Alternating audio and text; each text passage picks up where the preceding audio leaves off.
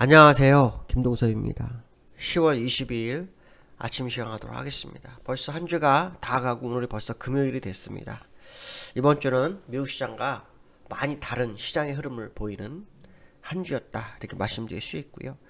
오늘 새벽에 끝난 뉴욕 증시는 혼조세로 마감했습니다. 어제도 혼조세였는데 상승은 한 0.6%, 그다음에 하락하는 시장은 약보합 이 정도의 모습을 보였는데요.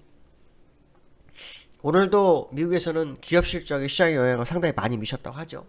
제가 기업 실적의 끝물인 것 같습니다 라고 어저께 그냥 말씀드렸는데, 어저께 테슬라의 실적이 시장에 반영이 안 됐다가 오늘 시장에 반영되는 모습이 보였어요. 그래서 어닝 서프라이즈의 모습을 보였고, 그것이 테슬라 주가를 3%대 끌어올리면서 나스닥을 견인해주는 그런 상황이었다 이렇게 보시면 될 것 같습니다.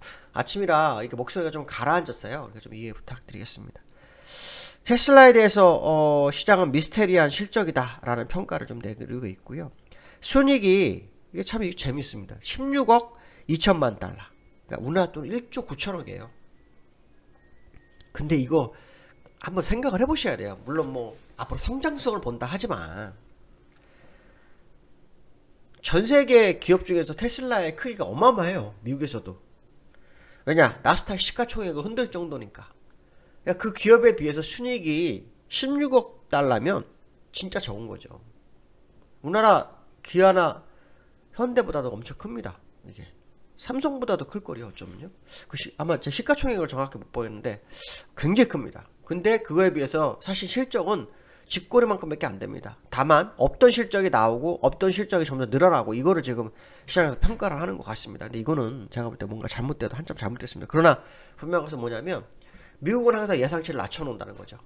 예상치를 낮춰서 그 예상치보다 약간 높게 나오면 환호하는 모습이 항상 있었다는 거, 이거는 거의 맞는 것 같습니다. 두 번째로는 미국이 고용지표가 발표가 됐어요. 항상 주간마다 주간 신규 실업 청구 건수를 발표하죠.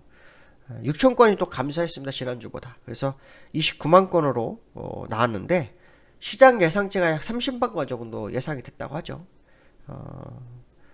요 신규 실업 청구 건수에 대해서 시장은 구직자가 늘고 있다라는 평가를 내리고 있다고 합니다. 어쨌든 구직자가 는다는 것은 경기가 살아나고 있어, 이것도 되지만 코로나로 인해서 위기를 극복해 나가는 과정이다 이렇게 해석도 되고요. 그러나 분명해서 이거 하나 있죠.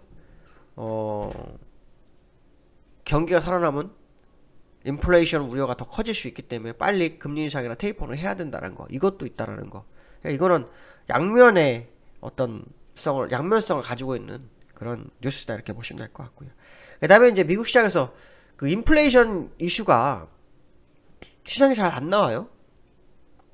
어디로 숨었는지. 어저께 같은 경우 연준 인사들이 얘기를 했지만 시장 자체적으로는 어디로 숨어버렸습니다. 그러다가 이제 한번 튀어나오면 문제가 되죠. 근데 미국에서는 이제 홍다그룹에 대한 얘기를 좀 많이 하는 것 같습니다. 홍다그룹 디폴트 가능성을 언급하고 있고요. 아시겠지만 홍콩 시장에서 지분 매각을 통해서 한 3조 정도를 확보해서 유동성을 좀 해소하려고 했다가 실패를 했어요. 그래서 이제 23일날 디폴트 선언 가능성이 점점 커지고 있다 이런 분위기인데, 이게 이제 미국 시장에도 영향을 미칠까봐 시장이 상당히 신경을 쓰고 있는 것 같습니다. 중요한 것은 뭐냐면 이게 이제 월가 대형은행에 그러니까 대형은행에 영향을 미치는 그 영향권에 들어간다면 신용 리스크 부각이 될 수 있죠. 그건 굉장히 큽니다. 아시면 어저께도 말씀드린 홍다 어떤 부동산 문제가 시장에 야기되면서 중국 내 어떤 미분양 공실 이거 발표됐잖아요. 미분양이 3천만 채고요. 공실이 1억 채예요. 그러면 진짜 어마어마한 물량이거든요. 그건 어떻게 보면 신용 리스크 갈 수 있는 정말 이슈가 될 수 있습니다. 그래서 이번 주, 그러니까 지난번에도 한번 또 이런 상황이었는데 이번 주에도 또 그 상황이 또 연출될 수도 있는 게 아닐까라는 생각을 해봐야 될 것 같습니다.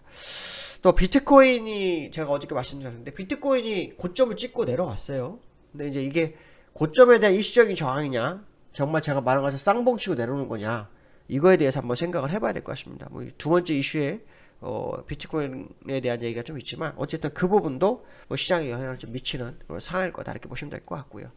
지금 그 해외 지수를 좀 보면 0.6% 나스닥 올랐고요. 다우는 0.02% 하락했어요. 그래서 혼조세죠. 근데 아까 말씀한 것처럼 상승할 때는 0.6% 정도, 그 다음에 하락할 때는 약보합 뭐 이런 모습인데요. 저 시간의 거래에서 민주선물이 0.5% 빠지네요. 그래서 상승폭을 뭐 거의 되돌려주고 있는 그런 상황이 아닌가라는 생각도 해봐야 될 것 같습니다. 차트상으로 좀 보면 다우산업입니다. 다우산업. 예. 지난번 고점대에 다 올라왔죠. 예, 거의 다 올랐습니다. 제가 아마 기술적으로 많은 차이가 있다라는 표현을 써드렸는데 실제로 아시아 시장하고 미국 시장은 완전히 다른 모습을 보이고 있어요. 특히 아시아 시장 중에 우리나라 같은 경우는 그 미국이 금리 인상 하지 않았는데 우리나라 벌써 금리 인상 한 다음이잖아요. 그래서 그런 부분에 있어서도 차이가 상당히 있다. 뭐 이런 말씀 드리고 싶고요. 그 다음에 이제 주보 나스닥도 마찬가지죠. 나스닥도 뭐 거의 다 올라왔어요. 그래서 현재 상황으로 보면 제가 볼 때는 미국 시장은 마지막 어쩌면 설거지 장세일 확률을 좀 열어두고 보시는 게 좋겠다 말씀드리고 싶고요. 어차피 우리나라가 몇 주 정도 앞서서 조정을 줬기 때문에 그 시간차에 대한 부분이 있을 수 있다는 것은 생각해야 됩니다. 그리고 어느 순간이 되면 결국은 커플링이 됩니다. 지금은 디커플링이죠. 이제 커플링이 된다. 이 커플링이 미국 시장을 따라가는 커플링이 아니고요. 미국 시장이 아시아 시장을 따라가는 커플링 가능성이 굉장히 높다라는 생각 해봐야 될 것 같습니다. 두 번째로는요. 인플레이션 해지를 위해서 룰을 뺐네요. 금 버리고 비트코인을 매수한다. 이런 얘기를 하는데요. 이거 참, 제가 이제 지난번에 비트코인에 대해서 한번 얘기한 적 있어요. 비트코인은 결국은 제로로 수렴할 거다라는 얘기를 아마 해드렸는데, 지금 비트코인이 뭐 ETF가 만들어지고 막 이러면서 막 환호하는 그런 느낌이 있어요. 근데 비트코인 차트를 제가 지금 제공을 못 해드리는데 여기에 지금 이 HTS는 없어요. 근데 이 비트코인이 쌍봉이에요, 쌍봉. 그러니까 지금 쌍봉을 치고 더 갈 거냐, 여기서 무너질 거냐, 그게 되게 중요하거든요. 근데 저는 이해가 안 돼요. 뭐 비트코인이 거래가 많고 그 위치를 차지하고 있으나 해지는요, 인플레이션 해지는 뭐로 해야 되냐면 실물로 하는 거예요. 실물로. 인플레이션 해지는 실물로 하는 게 맞습니다. 그러니까 지금 시장이 뭔가 잘못됐어요. 그러니까 이게 뭐 대세인데 뭐 잘못이야 라고 생각했지만, 제가 볼 때는 비트코인 변동성이 크기 때문에 그걸 통해서 인플레이션 거품을 누가 빨아먹고 있는 과정이다, 이렇게 보고 있는 거죠. 그 거품을 누군가는 취해야 되잖아요. 그래야 거품이 터지면서 이제 주가는 빠지겠죠. 그때 그 거품에서 나오는 그 이익을 누군가는 이게 쭉 빨아 당겨야 되는데, 그거를 금으로 지금 안 되고 있는 거예요. 그러니까 비트코인으로 거품을 걷어 누가 이익을 가져가는 과정일 거로 보고, 결국 실물 자산에서 그걸 지켜주는, 가져간 걸 지켜주는 이런 상황이 될 거라고 보는 거예요. 그러니까 이거는 이제 결국 이 실물을 인플레이션 해지해서 금을 사는 것은 내 자산을 지키기 위한 건데, 비트코인 지켜주는 게 아니라 비트코인은 이 인플레이션 이용해서 수익을 더 걷어가는 그 작업을 하는 것이 비트코인일 거고, 결국은 금이 될 거다, 저는 이렇게 보거든요. 그래서 저는 금이 오히려 살 기회다고 보고 있어요. 실물 자산. 일반적으로 인플레이션이 되면 부동산, 금, 이거밖에는 실물을 지킬 게 없어요. 그래서 제가 지난번 라이브에서 부동산은 죄송합니다. 부동산은 발음이 꼬였습니다. 부동산은 일시적으로 한 번 더 상승할 수 있다라고 생각하는 부분이 그거였어요. 그래서 왜냐, 위험자산이 흔들리면, 인플레이션 문제가 된 위험자산이 흔들리면 그 자산을 지키기 위해서 뭘 할 거냐는 거죠. 비트코인은 실물이 없어요. 형체가 없기 때문에 잘못하면 무너집니다. 무너지게 되면은 위험하죠. 차라리 달러가 낫죠. 달러도 모릅니다. 그것도 확실치 않습니다. 왜냐하면 지금 자금이 너무나 많이 풀렸잖아요. 그래서 제가 볼 때 이거는 잘못된 계산인 것 같다. 뭐 시장에서 그런 얘기 하고 있어요. 다른 자산과는 낮은 상관관계에 있기 때문에 뭐 인기다, 뭐 이러는데, 제가 볼 때는 이거는 인플레이션이라는 걸 이용해서 누군가가 시장의 자금을 끌어당기는 과정에서 올린 거로 봐야지, 이게 내 자산을 계속 지켜줄 수단은 아닐 거다라는 생각 한번 해봐야 되겠다 말씀드리고 싶고요.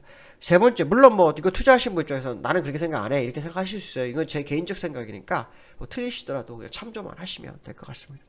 세 번째로는 천스탁 하루 만에 내줘, 뭐 이런 얘기를 하는데요. 천스탁이 코스피 1000포인트 말하는 거잖아요.